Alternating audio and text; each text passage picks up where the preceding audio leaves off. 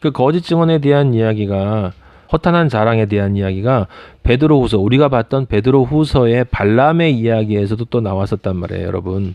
거기 한번 다시 찾아보세요.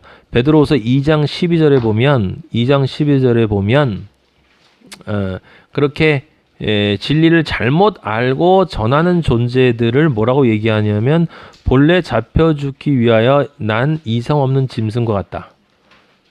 그 알지 못하는 것 모른다는 얘기예요. 그들은 모르. 그래서 미련한 자라는 말이 계속 나오는 거야. 미련한 자, 지혜 있는 자, 미련한 자.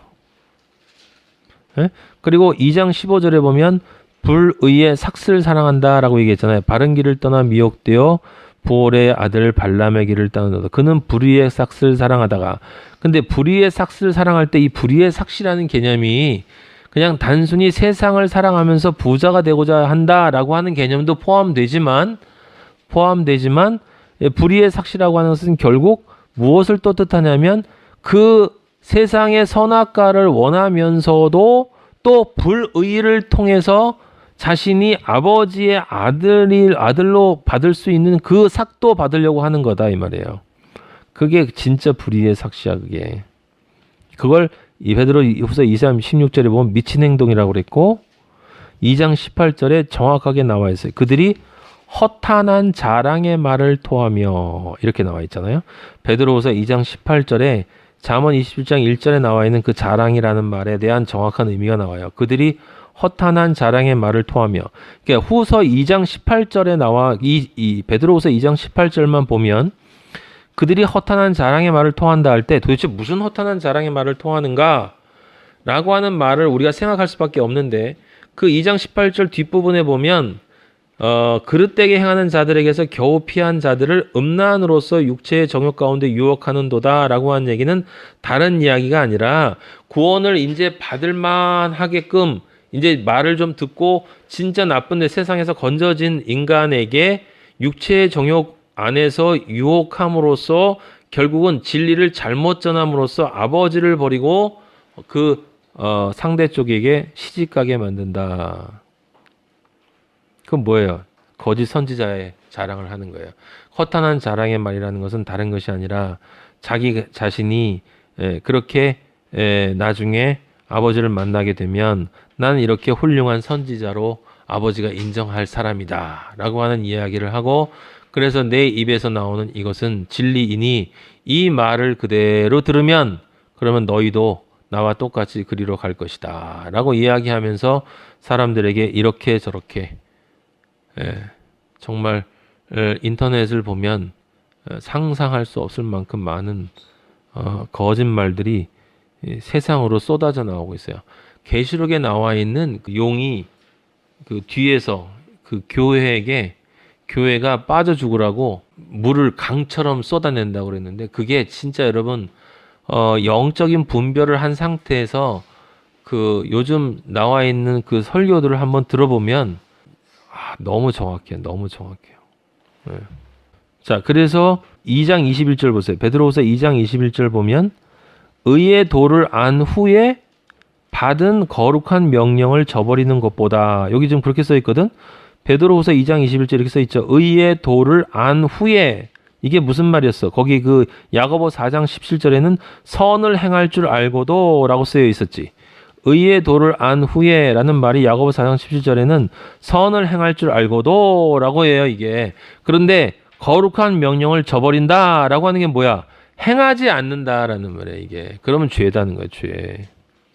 그러니까 야고보서에 대해 이야기도 결국 누구를 이야기하는 거냐면 거짓 선지자를 얘기하는 것이고 지금 베드로후서도 마찬가지고 우리가 지금 보고 있는 잠언 27장 1절의 이야기도 지금 그쪽으로 향하고 있는 거예요.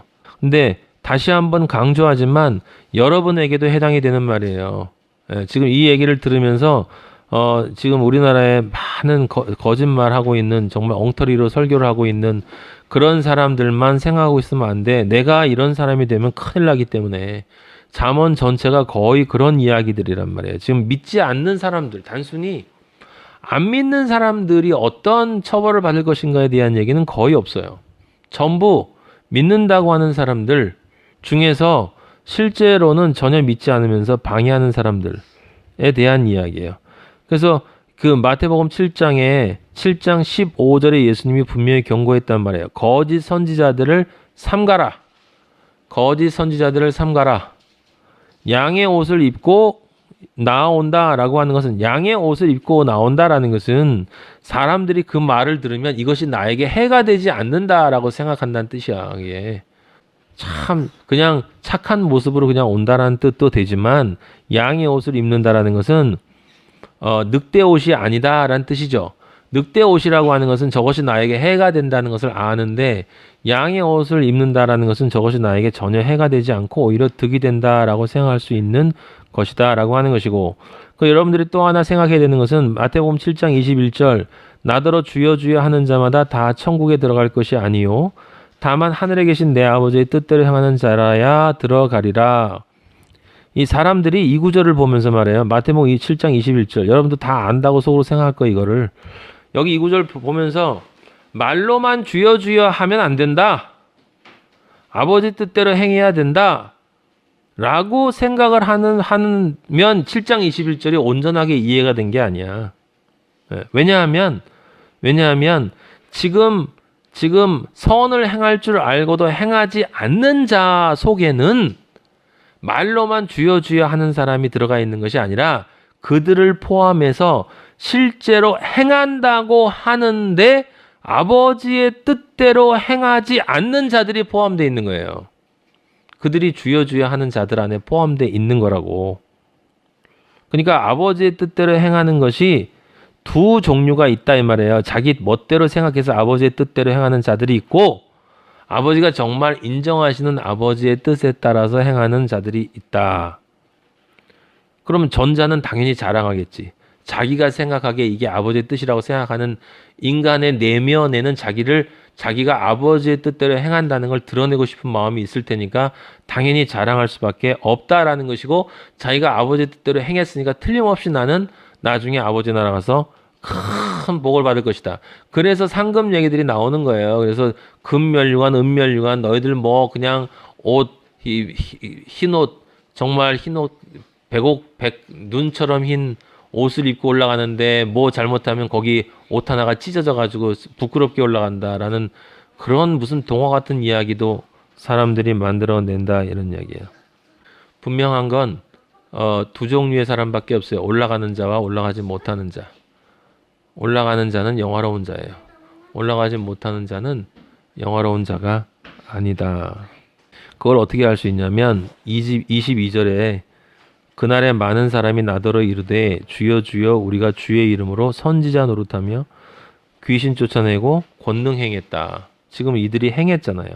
그러니까 21절에 주여 주여 하는 자마다 라는 말 속에는 이름만 부르는 자들만 들어가 있는 게 아니라 여기 22절에 나와 있는 것들은 이 세상 사람들이 볼 때 참 굉장하다라는 것으로 인정해주는 가시적인 것들이에요.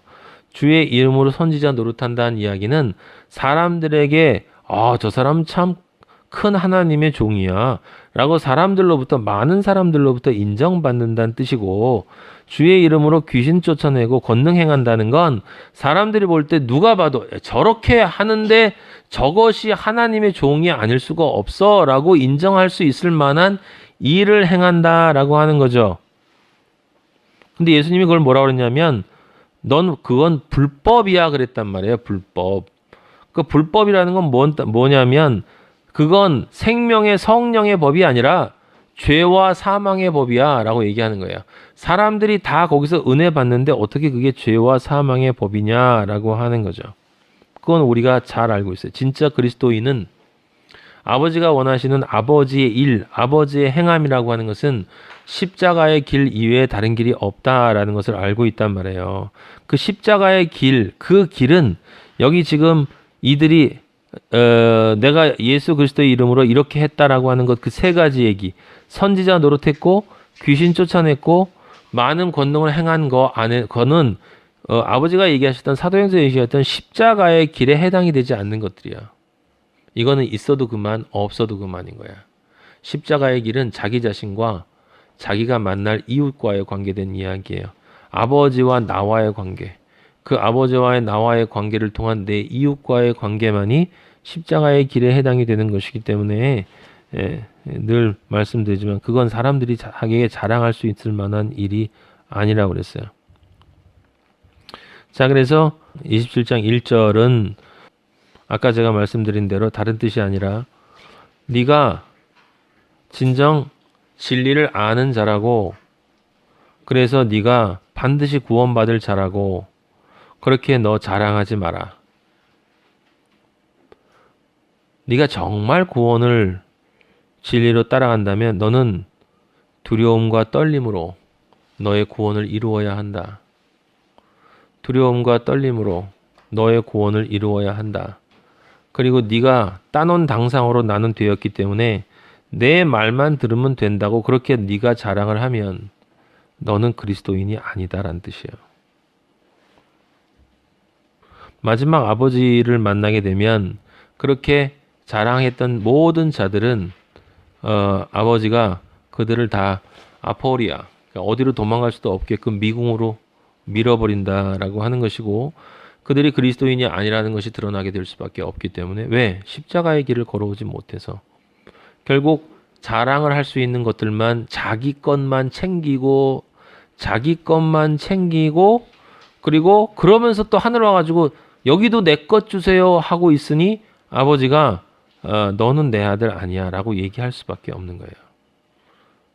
세상과 나를 동시에 네가 사랑할 수 없다라고 얘기했는데 그렇게 할 수 있다라고 얘기를 하면 너는 내 아들이 아닌 거지.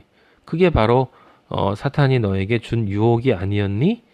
그걸 네가 옳다고 이야기를 하면서 이야기를 했고 자랑을 했으니 너는 그것에 대해서 책임을 져야 되겠지. 그래서 2절에 보면 바로 예수님이 아버지가 그 말을 하는 거예요.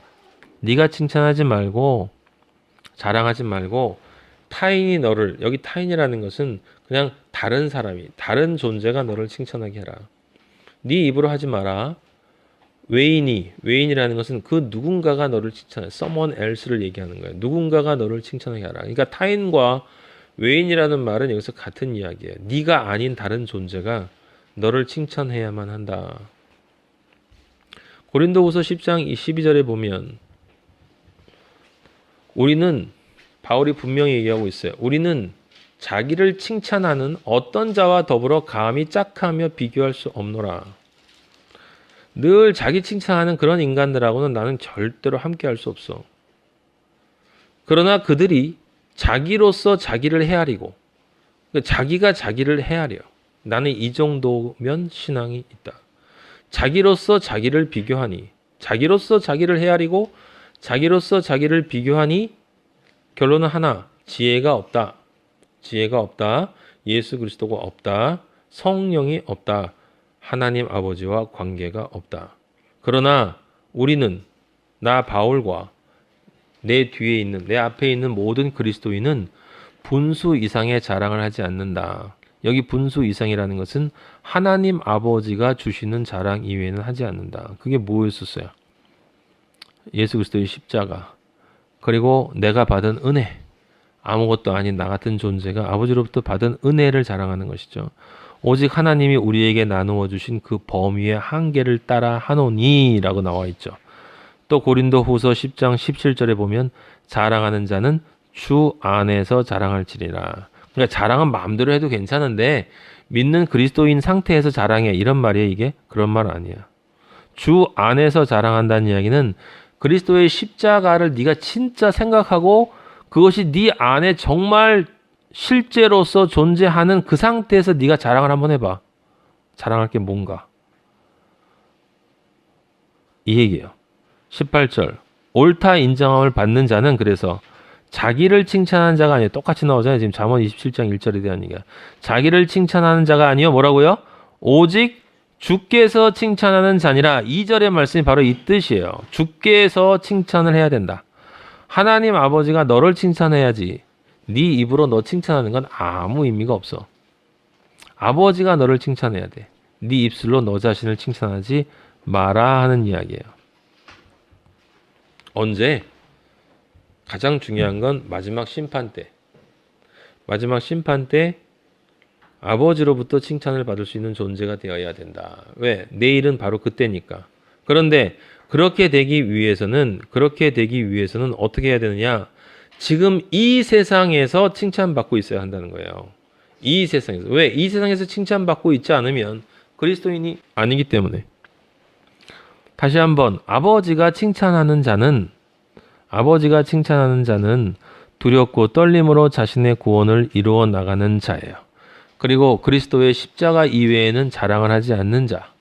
내 자신이 아버지에게 어떤 은혜를 받았는가를 자랑하는 것 이외에는 나 자신의 것은 자랑하지 않는 자. 아니, 자랑하지 않는 자가 아니라 자랑할 것이 없다는 걸 정말 깨닫는 자. 깨닫게 되면 자랑할 게 없기 때문에 자랑을 못하게 되는 것이다, 이 말이에요. 세상에서의 자랑을 종교로 옮겨와서, 그래서 이제 종교 안에서 내가 책을 더 읽고 성경을 더 보고 조금 더 연륜이 쌓여서 아는 것을 자랑하라고, 그런 교활한 자랑의 그 이사를 오란 이야기가 아니라, 아버지가 존재가 바뀌라고 하는데 같은 자랑을 여기서 안 되니까 이 집 가서 안 되니까 저 집 가서 한번 해볼까 라고 하는 식으로 세상에 있다가 여기 와가지고 한번 해봐야지 이러고 있으면은 안 된다, 이 말이에요. 그런 사람들이 많이 있어요. 예, 교회 가보면 세상에서는 별 볼 없는 걸 교회에서 어떤 직책을 받고 교회에서의 직위를 통해 자기 자신의 어떤 존재, 있음을 이렇게 드러내고 싶어 하는 사람들이 많이 있어요. 그래서 그렇게 실제로 많은 사람들이 칭찬해주면 자신이 신앙이 있음을 참 좋아하면서 그때 겸손한 척하죠. 네, 예수님은 분명히 말씀하셨거든요. 누가복음 6장 26절에서 모든 사람이 너희를 칭찬하면 화 있다. 그들의 조상들이 거짓 선지자들에게 이와 같이 하였느니라 라고 이야기를 했어요. 로마서에서도 바울이 이면적 유대인이 유대인이며 할례는 마음에 해라. 영에 있고 율법 조문에 있지 않다. 보이는 것은 중요한 것이 아니라는 거예요. 칭찬은 사람에게서가 아니요 다만 하나님에게서니라. 여기도 다 마찬가지로 다시 한번 강조하고 있어요. 그리고 고린도전서 4장 5절에 보면 그러므로 때가 이르기 전 곧 주께서 오시기까지 아무것도 판단하지 말라. 네가 구원받을 수 있다고 그렇게 장담하지 마. 그냥 감사하고 아버지 은혜 감사하고, 여기 아무것도 판단하지 말라는 건 자기 자신에 대한 아버지에 대한 믿음까지 흔들리라는 얘기가 아니에요. 지금 이야기하고 있는 바로 그 자랑하는 존재가 되지 말라는 거예요. 그가 어둠에 감추인 것들을 드러내고 마음의 뜻을 나타내시리니 그때 각 사람에게 하나님으로부터 칭찬이 있으리라 라고 하는 거죠. 그래서 지금 신앙이 약한 사람들에 대해서 저렇게 되면 저거는 아버지한테 구원을 받지 못하는데 이렇게 판단하면 안 된다, 이 말이에요. 우리 그리스도인은 아버지께서 아직은 부족해도 언젠가는 저 사람을 눈을 감기 전에는 적어도 아버지가 십자가의 오른쪽에 있는 죄인처럼 진짜 자기를 내려놓는 그 상태로 아버지가 은혜로 만들어 주시겠지라고 하면서 그냥 어린 모습을 보고 그냥 어려서 그러려니 하고 그 사람을 위해서 기도하고 간구하는 그런 삶을 우리 그리스도인은 살아야지 그 판단을 하면 안 된다라고 하는 거예요.